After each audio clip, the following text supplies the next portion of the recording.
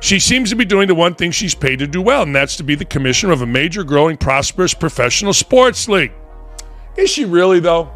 Is it as prosperous as it should be? See, ESPN doesn't lose money and then make cuts. ESPN doesn't make as much as it should and make cuts. This should be a booming success, the WNBA, because of one woman, Caitlin Clark. It's not. So giving Cathy Engelbert... Buddy, what we just witnessed over the last 48 hours is the biggest organizational meltdown in the history of professional sports. Music, the WNBA just crossed a line they can never ever come back from. And Caitlin Clark just delivered a financial and emotional knockout punch that has the entire league office music in absolute panic mode. If you thought the physical beatings were bad, wait until you hear this. The league actually had the absolute audacity to slap Caitlin Clark with a pathetic $900 fine. Yes, $900. They tried to silence the very player who is single-handedly saving their franchise valuations and television deals. But buddy, Caitlin Clark didn't just get mad. She got even.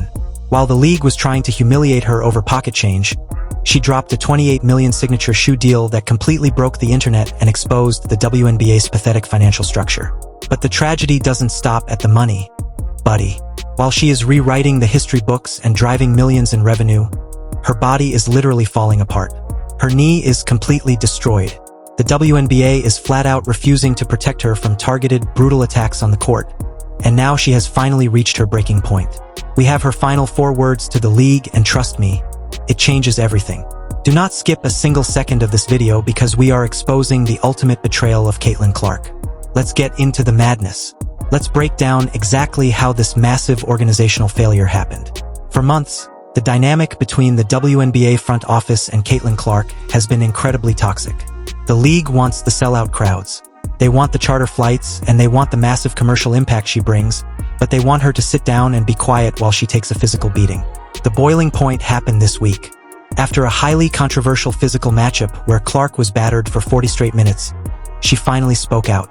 And how did Commissioner Cathy Engelbert and the league office respond? They hit her with a $900 fine for public criticism of officiating. Buddy, think about the absolute absurdity of this dynamic.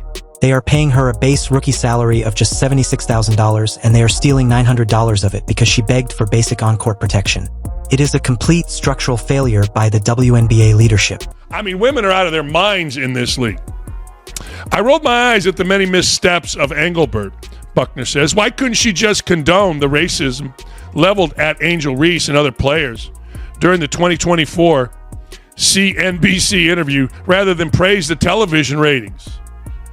Well, okay. Messaging is part of her job description. She's not exceptionally good at. This tracks with one of the biggest complaints against Engelbert. She doesn't talk enough with the players. That's your complaint. That's the little girls of the WNBA complaint. And you are bringing up, of course you are, because again, I told you the background, at least what I was told to me, allegedly, by Greg Doyle. There's a racist element here. She brings that up, not the throat punch of Caitlin Clark. She brings this up, something about Angel Reese. All right? The racism leveled at Angel Reese. Wait, what? What about the racism leveled at your biggest star? Happened a few weeks ago. We don't talk about that, do we, Candace? Of course not. Because this, again, is all Candace Buckner has to live in the world of angry African-American lesbians. But Caitlin Clark operates on an entirely different level. She didn't cry about the $900. She didn't issue a forced apology. Less than 24 hours after the fine was announced, she executed the most savage commercial clapback in sports history. Boom. Nike officially drops the announcement for her signature shoe, an 8-year, $28 million mega deal. While the WNBA is scraping pennies from her game checks, global mega brands are handing her tens of millions. The shoe announcement completely hijacked the WNBA's news cycle. The internet went into absolute meltdown. Her signature interlocking CC logo was trending #1 worldwide, overshadowing every single game happening that night.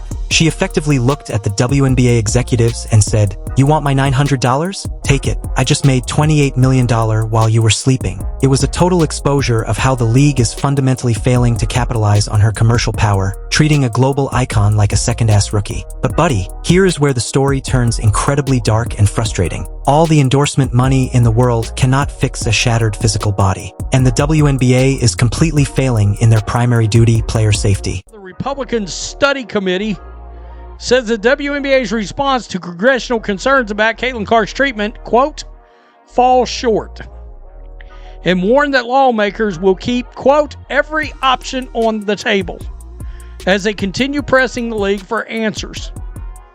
WNBA Commissioner Kathy Engelbert responded on July 24th to a letter from Fugler and 10 other House Republicans who questioned whether the league had adequately protected Clark and held opposing players accountable for overtly physical conduct. And that's the other thing. Are you adequately punishing the offenders? Which we know a 1-game suspension is not an adequate punishment. Even worse, we found out she wasn't even going to do that. It took the NBA commissioner giving a directive to get her to respond.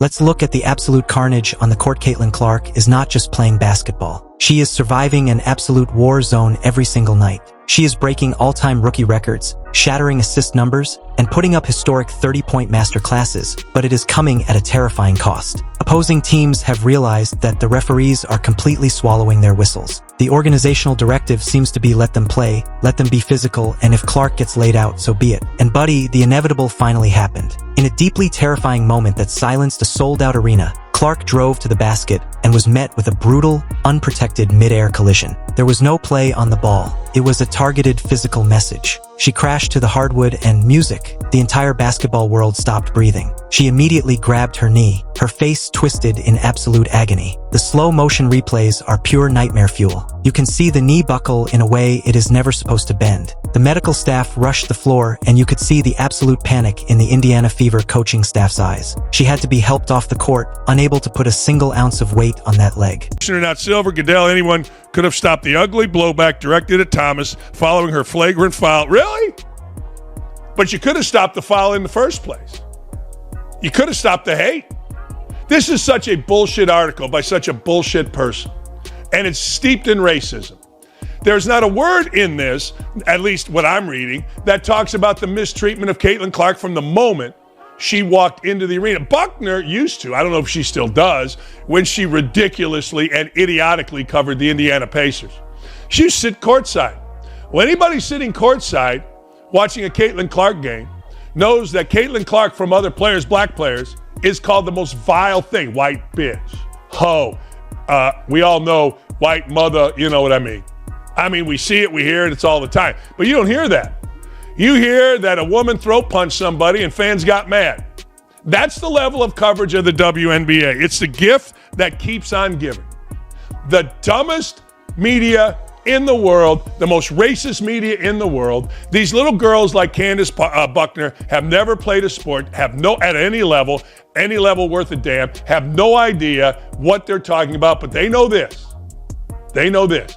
Protect. Knee is destroyed. And the worst part, this wasn't a freak accident. This was the direct, undeniable result of the WNBA refusing to step in and stop the targeted physical harassment she has faced since opening night. They allowed this culture of hyper-physicality against her to thrive. And now their golden goose is broken. The fans are outraged, analysts are disgusted, and the league office is terrified because if she is out long-term, their historic TV ratings will completely vanish overnight. Buddy, you can only push a generational talent. So far before they completely snap and Caitlin Clark has finally reached the point of no return. After the devastating knee injury, after the pathetic $900 fine, and after months of institutional disrespect from the very league she is saving, Clark has delivered a massive, devastating blow to the WNBA establishment. Reports are leaking out of the Fever locker room about her absolute disgust with the league's operations. While the cameras were off and the medical staff was evaluating her shattered knee, sources say Clark didn't even want to hear from the league office. When told that executives were trying to reach out to check on her, she allegedly delivered a final chilling message that is sending shock waves through the WNBA hierarchy. She looked at her trainers, exhausted, battered, and betrayed, and uttered 4 words that broke the internet. Conduct separate reviews after every game. One review examines atypical or overly physical plays, while the other evaluates the overall performance of the officials.